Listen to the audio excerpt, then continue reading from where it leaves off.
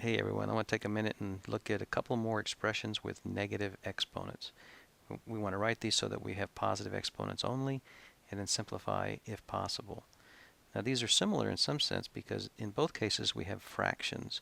Here the entire fraction is raised to a single exponent, whereas over here the numerator and the denominator each have their own exponent to start with.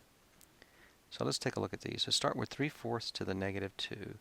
To simplify this, we can use a property that we looked at before, the property that says if you have a fraction and you raise that fraction to any exponent n, then we can simplify it to x to the n over y to the n. So the single exponent on the outside of the parentheses is tacked on to the numerator and the denominator separately. Now that rule has to work even though the exponent's negative. This works for any exponent. So it's got to work for this exponent.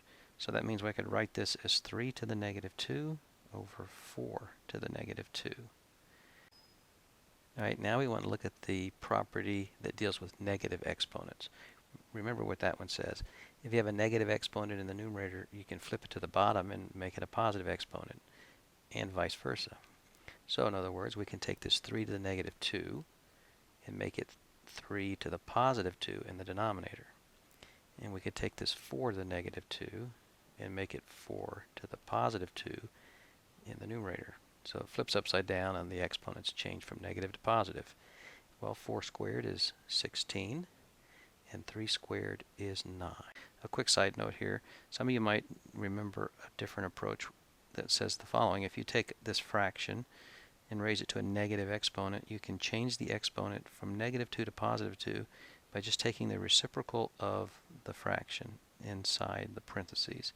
So in other words, 3/4 to the negative 2 is the same as 4/3 to the positive 2, which is where we ended up really right here, where we had the 4 squared on the top and the 3 squared on the bottom, because that's where this is going to go next. It's going to go 4 squared over 3 squared, which again leads us to 16 over 9. So is it quicker to go this way or this way? It's really kind of a matter of preference, I guess. Either way, you're going to get to the correct answer.